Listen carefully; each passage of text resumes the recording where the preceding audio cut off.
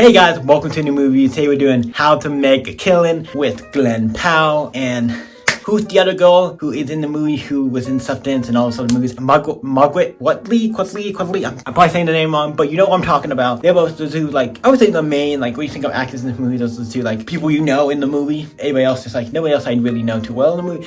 But, okay, this movie, I liked it. I like Glen Powell. He's a good actor. He's good in this movie. He's also in Running Man. We'll cover that at some point. If it's not already out, because like I said, I don't know when movie videos come out, so like, already be out? Might not be out. I don't know. This movie's fun. I like Glen Powell. I like the other actors. Well, they're both great, and when they're in movies, I'm like, yeah, I like them. So, this movie is great. I enjoyed it. It's fun. I like the concept of the movie was fun, so let's jump into it. Spoiling ahead, so let's talk about the movie. This movie is called How to Make a Killing. It's about the main character, Glen Powell, how him and his mother was a part of his family, and somehow she was like disowned from the family or whatever, okay, maybe, and they wouldn't help her no matter what, with his son and stuff, and then eventually something happened to the mom, and she died, and she's always told her son, about how they were part of his family and all this stuff, and then eventually he gets to a point where he gets a job and stuff, and then he gets to a point where it's like, hey, I want to help, I'm gonna go. He gets to where he has this nice job at this like tailor place or whatever, gets a good, decent job, maybe not the best place because he lives in like, I think New York, so it's obviously expensive. That's that. Also, there's a girl he knew when he was young and stuff, who he knew when he was younger, who was a little more rich and famous and stuff, knows a little more about her, and sees throughout the movie, meets him again when she's older and stuff, and he becomes a constant thing throughout the movie, but he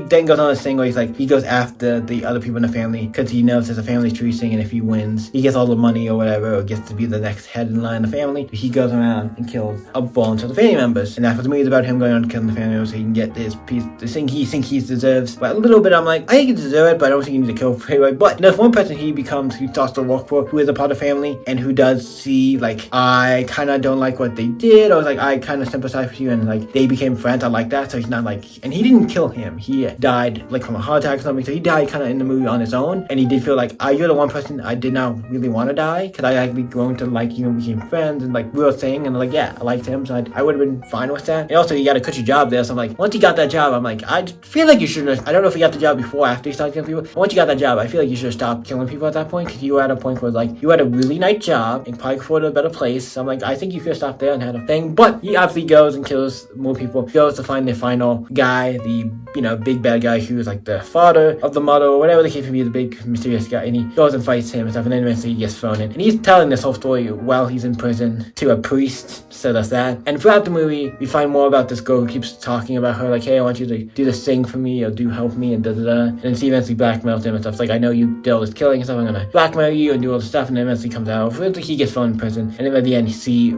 gets him out and stuff, but like, kind of like blackmails him. Also, throughout the movies, he has this girl he finds he likes, and eventually throughout the movie, he gets to them, but then something happens, and then he finds out about all the stuff, and then obviously they're not singing anymore, and then we get to the point where he goes with Margaret Qualley, the other girl, and they get married and all stuff, and she basically becomes like, hey, you have to sign me all the rights to stuff, so I am the person who owns everything, like, we can be married, but I'm the one who owns everything and everything, and it's great. I liked it. It was good. Like, solid movie. I liked it. It was good. It was good. I enjoyed it. So let's get on to the rating of this movie. I liked How You Make a Killing. I thought it was good. Like, I generally think it was a good movie. Great actors, good people. If you have a good actor in a movie, usually these means they're acting, at least it would be somewhat good movies. So let's jump into it. I guess movie like one. It'd be an 8 or 7 to me, and I would say we're going, I feel like I'm going more than 8, and I feel like this year's been kind of good for movies. It's nothing really, there's some I'm like, I like more than others, but like, nothing really been, I think, bad this year, so that's good. It's all 8, enjoyed it. What you guys think of How to Make a Killing? Let me know in the comments down below, and you guys can always stay epic, and I'll see you in the next video, guys. Bye, guys.